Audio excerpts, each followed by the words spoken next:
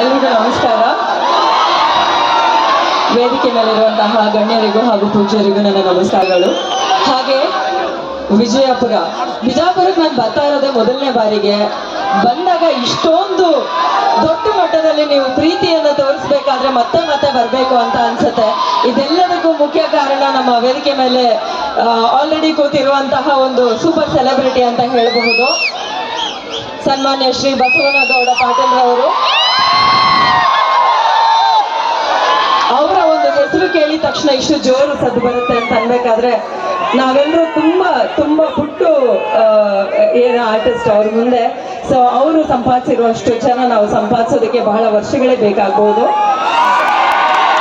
ನಿಮ್ಮ ಅಭಿಮಾನಿಗಳು ಬಹಳಷ್ಟು ಜನ ಇದ್ದಾರೆ ಸರ್. ಸೊ ನಾನು ಹೆಚ್ಚು ಸಮಯ ತಗೊಳ್ಳಲ್ಲ. ನನ್ನನ್ನು ಈ ವೇದಿಕೆ ಮೇಲೆ ಬರಮಾಡ್ಕೊಂಡಂತಹ ನಿಮ್ಮೆಲ್ಲರಿಗೂ ನನ್ನ ಧನ್ಯವಾದಗಳು. ಸ್ಪೆಷಲ್ ಆಗಿ ಮಿಸ್ಟರ್ ನಂದು ಗಡಗಿ ಅವರಿಗೆ, ಅವರು ನಮ್ಮನ್ನ ಬೆಂಗಳೂರಿಂದ ಇಲ್ಲಿವರೆಗೂ ಬರಮಾಡ್ಕೊಂಡಿದ್ದಾರೆ.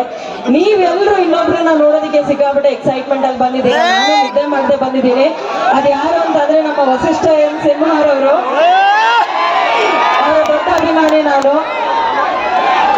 ಸೊ ಅವ್ರ ಜೊತೆ ವೇದಿಕೆ ಹಂಚ್ಕೊಳ್ತಾ ಇರೋದಕ್ಕೆ ನನಗೆ ಇನ್ನೊಂದಷ್ಟು ಖುಷಿ ಹೆಚ್ಚಾಗಿದೆ. ವಿಜಯಪುರಕ್ಕೆ ಮತ್ತೆ ಮತ್ತೆ ಬರುವಂತಹ ಅವಕಾಶ ನನಗೆ ಸಿಗಲಿ. ಥ್ಯಾಂಕ್ ಯು, ಧನ್ಯವಾದಗಳು. ಎಲ್ಲರಿಗೂ ಬಸವ ಜಯಂತಿಯ ಶುಭಾಶಯಗಳು, ಹಾಗೆ ಅಕ್ಷಯ ತೃತೀಯದ ಶುಭಾಶಯಗಳು. Thank you. ಬಸವೇಶ್ವರ ಹಬ್ಬವಾಗಿ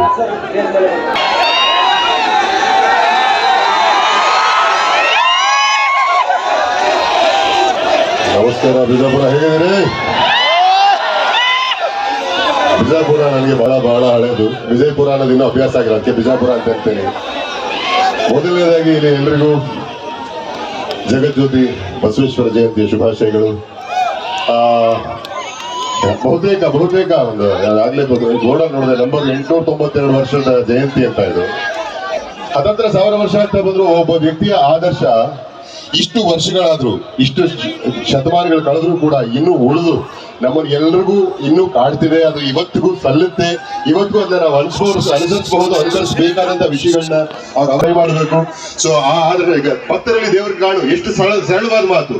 ಆ ಭಕ್ತರಲ್ಲಿ ದೇವರನ್ನ ಕಾಣಬೇಕು ಅಂದ್ರೆ ಅದು ಎಂಥ ಒಳ್ಳೆ ವಿಚಾರ.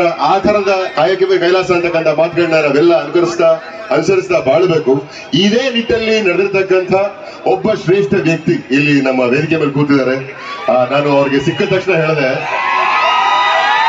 ಸರ್ ನಾನು ನಿಜವಾಗ್ಲೂ ನಿಮ್ಮ ಭಾಷಣಕ್ಕೆ ಒಂಥರ ಹೆಂಗೆ ಅವ್ರ ಭಾಷಣಗಳಿಗೆ ಗೂಸ್ ಬಂಪ್ಸ್ ಬಂದಿತ್ತು ನನಗೆ. ಅಷ್ಟು ದೊಡ್ಡ ಇಷ್ಟ ಅವ್ರು ಕಂಡ್ರೆ ಅಭಿಮಾನಿಯಾಗಿದ್ದೆ. ಆದ್ರೆ ನಾನು ಚಿಕ್ಕ ವಯಸ್ಸಿನ ಬಿಜಾಪುರ ನೋಡಿದೀನಿ ಅಂತ ಹೇಳೋದಲ್ಲ, ಕಳೆದ 12-13 ವರ್ಷದ ನಂತರ ಬರ್ತಾ ಇದ್ದೀನಿ. ಈಗ ಬರಕ್ಕಾಗಿರ್ಲಿಲ್ಲ. ಅವತ್ತಿನ ಬಿಜಾಪುರಕ್ಕೂ ಇವತ್ತಿನ ಬಿಜಾಪುರಕ್ಕೂ ಸರ್ ನಿಮ್ಮ ದುಪ್ಪಟ್ಟು ಅಭಿಮಾನ ಜಾಸ್ತಿ ಆಗ್ತಿದೆ. ನಾಯಕ ಮಾತಾಡಿದ್ರಷ್ಟೇ ಸಾಲದು, ಹೇಳಿ ನಡೆದ್ರಷ್ಟೇ ಸಾಲದು, ಕಾಯಕದಲ್ಲೂ ಗುರುತಿಸ್ಕೋಬೇಕು ಅಂತ ನೀವು ನಿರೂಪಿಸಿದಿರಿ. ಬಸವಣ್ಣವರ ಆಶೀರ್ವಾದ ನಿಮ್ಮ ಮೇಲೆ ಸದಾ ಇರಲಿ. ಅದೇ ರೀತಿ ನಿಮ್ಮ ಹೆಸರು ಚಿರಸ್ಥಾಯಿಯಾಗಲಿ ಅಂತ ಕೇಳ್ಕೊಳ್ತಾ ಎಲ್ರಿಗೂ ನಮಸ್ಕಾರ. ಅಂಡ್ ನಾನು ಈ ಕಾರ್ಯಕ್ರಮಕ್ಕೆ ಬರೋದಕ್ಕೆ ಪ್ರಮುಖ ಕಾರಣ ನನ್ನ ಆಪ್ತರು, ಯುವ ಧುರೀಣರು, ಮುಂದಿನ ದಿನಗಳಲ್ಲಿ ಒಳ್ಳೆಯ ನಾಯಕನಾಗಿ ಬೆಳೀತಕ್ಕಂಥ ಲಕ್ಷಣ ಇರತಕ್ಕಂಥ ನಂದು ಗಡಗಿ. ಸೊ ಇವ್ರಿಗೆ ಒಳ್ಳೆ ಭವಿಷ್ಯ ಇರಲಿ ಅಂತ ನಾನು ಬಸವೇಶ್ವರಲ್ಲಿ, ತಾಯಿ ಚಾಮುಂಡೇಶ್ವರಲ್ಲಿ ಪ್ರಾರ್ಥಿಸ್ತಾ, ನನ್ನ ನೆಚ್ಚಿನ ಬಿಜಾಪುರ ಅಂದ್ರೆ ಒಂದೇ ಒಂದು ಸಮಸ್ಯೆ ನಂಗೆ ಬಿಜಾಪುರದಲ್ಲಿ, ಊಟ ತಿಂಡಿ ಎಲ್ಲಾನು ಸೂಪರ್. ಮೊಸರು ಅವಲಕ್ಕಿ ಇದ್ದಿದ್ದು ತುಂಬಾ ಇಷ್ಟ ನನಗೆ. ಆದ್ರೆ ನಮ್ಮ ಜೋಶಿಯವ್ರ ಫ್ಯಾಮಿಲಿ ಇದೆ, ನನ್ನ ಬಹಳ ಆಪ್ತರು, ಬೇಕಾದವರು, ನನ್ನ ಫ್ಯಾಮಿಲಿ ಇದ್ದಂಗೆ. ಅವ್ರಿಗೆ ಹೇಳೋದು ಒಂದೇ ಮಾತು, ಅಪ್ಪ ಬಿಸಿಲುಗಾಲದಲ್ಲಿ ಮಾತ್ರ ಇಲ್ಲಿ ಕರಿಬೇಡಿ ಅಂತ. ಆದ್ರೆ ಬಿಸಿಲು ಎಷ್ಟು ಜೋರೋ ನಿಮ್ಮ ಅಬ್ರ, ನಿಮ್ಮ ಪ್ರೀತಿಯೂ ಅಷ್ಟೇ ಜೋರು. ಆ ಪ್ರೀತಿಗೆ ನಾವೆಲ್ಲ ಇಲ್ಲಿ ಕೂತಿರ್ತಕ್ಕಂಥ ಕಲಾವಿದರು, ಇಲ್ಲಿರೋ ನಾಯಕರು ಎಲ್ಲರೂ ಚಿರುಣಿಯಾಗಿರ್ತೀವಿ. ಹೀಗೆ ಒಳ್ಳೆಯದನ್ನ ಸಪೋರ್ಟ್ ಮಾಡಿ, ಬೆಳೆಸಿ, ಹಾರೈಸಿ.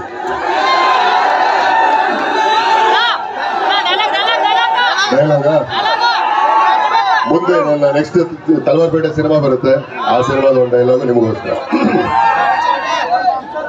ಬೀದಿನಲ್ಲಿರ್ಬೇಕಾದ ಬೀದಿಗೆ ಬಂದ್ಬಿಟ್ರೆ ಹುಲಿ ಆಗ್ಬಿಡಕ್ಕಿಲ್ಲಕಲ್ಲ, ಇಲ್ಲಿನೇ. Love you all, thank you so much. ಒಳ್ಳೇದಾಗ್ಲಿ. ಜೈ ಹಿಂದ್, ಜೈ ಕನ್ನಡ. ಗೆದ್ದ ವಸಿಷ್ಠ ಸಿಂಹ ಚಿಟ್ಟೆ ಅವರಿಗೆ ಧನ್ಯವಾದಗಳನ್ನ ತಿಳಿಸ್ತಾ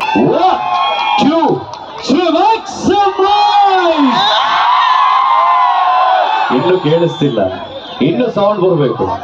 ಇಲ್ಲಿ ಕೂಗಿದ್ರೆ ರಾಜಧಾನಿಯಲ್ಲಿ ಇರ್ತಕ್ಕಂಥ ಬೆಂಗಳೂರಲ್ಲಿ ಇರ್ತಕ್ಕಂಥವ್ರಿಗೆ ಕೇಳಿಸ್ಬೇಕು, ವಿಲಾಸದ ಕೇಳಿಸ್ಬೇಕು, ಹೌದಲ್ವಾ? ಯಾರಿಗೋಸ್ಕರ ಹೇಳಿ? ಎತ್ತಲ್ ಸಾಹೇಬ್ರು ಫ್ಯಾನ್ಸ್ಗೋಸ್ಕರ. ಐದು ರೆಡಿ